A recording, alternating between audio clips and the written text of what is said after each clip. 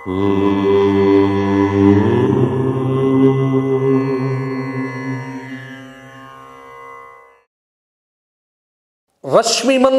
సముద్యంతం దేవాసుర నమస్కృతం పూజయస్వ వివస్వంతం భాస్కరం భువనేశ్వరం. స్వధర్మ ప్రేక్షకులందరికీ మకర సంక్రాంతి ఉత్తరాయణ పుణ్యకాల శుభాకాంక్షలు. కాలం పరమేశ్వర స్వరూపం. కాలం మన కర్మలను చేయించటానికి మన ముందుకొచ్చింది. కాలాన్ని సద్వినియోగపరుచుకుంటూ కర్తవ్యం ఆచరించేటువంటి వారిని విజ్ఞులు అని పిలుస్తారు అని శాస్త్రం చెప్పింది. కాలస్వరూప స్వభావ విజ్ఞానాన్ని తెలిసినటువంటి వారే మహర్షులు అని మనకు పెద్దలు చెప్పారు. ఇక్కడ సంక్రాంతి పండుగ, సంక్రమణం అంటే అర్థమేమిటి అంటే దానికి జయసింహ కల్పద్రుమము అనేటువంటి గ్రంథములో చక్కగా ఒక మాట చెప్పారు. సూర్యనారాయణుడు నెలకొక్క మారు ఒక్కసారి ఒక రాశిని చేరుతాడు. దానినే సంక్రాంతి, సంక్రమణము అంటారు. తత్ర మేషాదిషు ద్వాదశ రాశిషు క్రమేణ సంచరతః సూర్యస్య పూర్వస్మాత్ రాశేః ఉత్తర రాశౌ సంక్రమణ ప్రవేశః సంక్రాంతి. అంటే 364 రోజులు సూర్యుడు 12 రాశులలో సంచరించి తిరిగి మొదటిదైనటువంటి మేషరాశిలోకి వస్తాడు. ఇది దక్షిణాత్యులలో ద్రవిడులు అనుసరించేటువంటి మానం. దీనినే సౌరమానము అన్నారు. శ్రావణమానం ప్రకారంగా 360 రోజులు, నక్షత్రమానం ప్రకారం 324 రోజులు. ఈ రెండు ప్రస్తుతం వాడుకలో లేవు. బృహస్పతి ఒక్కొక్క రాశిలో సంచరించేటువంటి పద్ధతి ప్రకారం 361 రోజులు పడుతుంది. పూర్తి రాశి చక్రం తిరిగి రావటానికి 12 సంవత్సరాలు పడుతుంది. కాబట్టి 361 రోజుల సంవత్సరాన్ని బార్హస్పత్య సంవత్సరము అంటారు. ఇది మన దగ్గర వాడుకలో లేదు. ఇది ఉత్తర భారతదేశంలో వాడుకలో ఉంది. ఉత్తర దక్షిణ దేశాల మధ్య ఉన్నటువంటి తెలుగు రాష్ట్రాలు, మహారాష్ట్ర, కర్ణాటక రాష్ట్రాల ప్రజలు చాంద్రమానం ప్రకారంగా అంటే చంద్రుణ్ణి ప్రాతిపదికగా తీసుకొని చాంద్రమానాన్ని అనుసరిస్తున్నారు. సంక్రాంతి పండుగ సౌరమానాన్ని అనుసరించి వచ్చేటువంటి పండుగ. సూర్య సంక్రమణమునే సంక్రాంతి అని పిలుస్తారు. ఇది 4 రకాలండి సంక్రాంతి పండుగ. అజన సంక్రాంతులు, విషువ సంక్రాంతులు, అలాగే షడశీతి సంక్రాంతులు, విష్ణుపద సంక్రాంతులు అని దీనికి పేర్లు.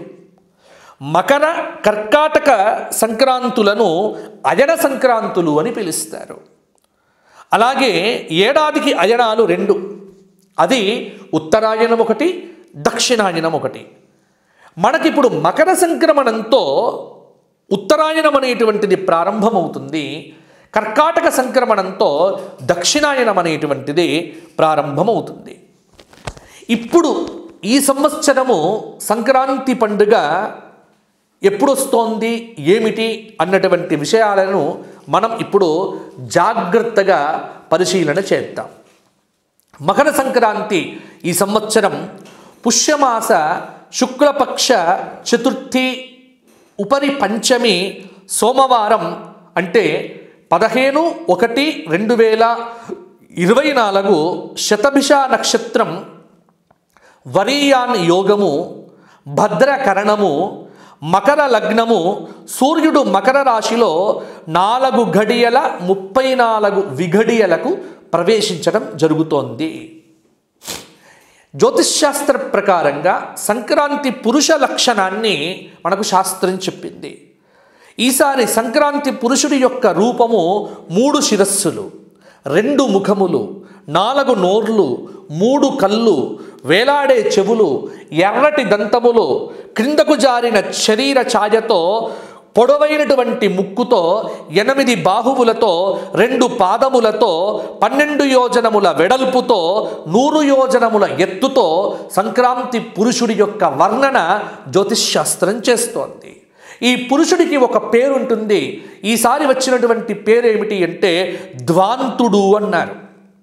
ఈ ధ్వాంతుడు అనేటువంటి వాడు ఈ సంవత్సరము వైశ్యులకు శుభాన్ని, చందన స్నానాదులను, చర్మవస్త్ర ధారణమున రాజులకు బాధను, అలాగే పసుపును గంధముగా పూసుకోవటం వల్ల కొంత ఇబ్బందికరమైనటువంటి పరిస్థితిని కలిగించవచ్చు అని ఈ సంక్రాంతి పురుష లక్షణ వర్ణములతోని కొన్ని ఫలితాంశములను జ్యోతిష్శాస్త్రం అనేటువంటిది మనకు చెప్పడం జరిగింది.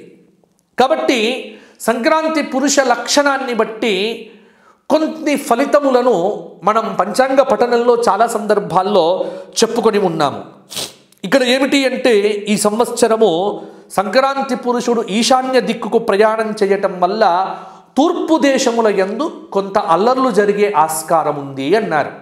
నిజానికి అలాగే జరుగుతున్నాయి కూడా. ఎందుకంటే మన దేశంలో మిజోరం లాంటి కొన్ని ప్రాంతాల్లో, అరుణాచల్ ప్రదేశ్ తూర్పు వైపు ఉన్నటువంటివి, అక్కడ మనం చూసాము దానికి సంబంధించినటువంటి కొన్ని గొడవలు కూడా జరిగినట్టుగా. అలాగే ఈ సంక్రాంతి పుష్యశుక్ల పక్షంలో రావటం చేత కొంత ఉపద్రవాలు వచ్చేటువంటి ఆస్కారము ఉంది. మనకు కొన్ని చక్కగా ఈ మధ్యకాలంలో అల్పపీడనాలు కావచ్చు, అలాగే పంట చేతికి వచ్చేటువంటి సమయంలో వర్షాలు కావచ్చు, ఇవన్నీ కూడా సంక్రాంతికి సంబంధించినటువంటి ఫలితాలను మనకు రూఢిగా చెప్పడం జరిగింది. కాబట్టి ఇక్కడ మకర లగ్నం అనేటువంటిది కొంత ధరలను పెంచుతుంది అని జ్యోతిష్శాస్త్రం చెబుతోంది. కాబట్టి సంక్రాంతి, ఇట్టి సంక్రాంతి ఏదైతే ఉందో ఈ సంక్రాంతి పండుగ మనందరికీ శుభాన్ని చేకూర్చాలి అంటే ఏం చెయ్యాలి? ఏమీ లేదు. సంక్రాంతి రోజున తస్యాం కృష్ణతిలై స్నానం కార్యంచ ఉద్వర్తనం శుభై తిలా దేయాశ్చ విప్రేభ్యః సర్వదైవ ఉత్తరాయణే తిల తైలేన దీపాశ్చ దేయా శివగృహే శుభాః. మకర సంక్రాంతి ఉత్తరాయణం వచ్చినప్పుడు తిలలతో స్నానం చేస్తే శనిపీడ తొలగిపోతుంది. విప్రులకు నువ్వులను దానం చేస్తే పితృదేవత అనుగ్రహం అనేటువంటిది కలుగుతుంది. అలాగే తిలలతో చేసినటువంటి పదార్థములను గోవులకు పెట్టాలి. వస్త్రదానం చేస్తే విశేషమైనటువంటి ఫలితము. స్త్రీలు మాంగళ్య అభివృద్ధి కోసం చక్కగా గాజులను దానం చెయ్యాలి అనేటువంటిదైతే ఉంది. అయితే ఈ మధ్యకాలంలో మనం గతంలో కూడా చెప్పుకొని ఉన్నాము, ఈ సంక్రాంతి పీడ వచ్చింది కాబట్టి ఇద్దరు పిల్లలు ఉన్నటువంటి తల్లుల దగ్గరికి వెళ్ళి ఒక్క పిల్లవాడు ఉన్నటువంటి తల్లి డబ్బులు తీసుకొని గాజులు కొనుక్కోవాలి అనే దుష్ప్రచారాలు చాలా చేశారు. అవన్నీ కూడా అబద్ధము. కానీ స్త్రీలు కనుము రోజున చక్కగా మాంగళ్య అభివృద్ధి కోసం పుణ్యస్త్రీలకు గాజులను, వస్త్రములను దానం చేయడం అనేటువంటిది చాలా మంచిది. అవి మాత్రం చెయ్యమని శాస్త్రం చెప్పింది. కానీ ఇలా వక్రమైనటువంటి భాష్యములేవి కూడా శాస్త్రముల యందు చెప్పలేదు.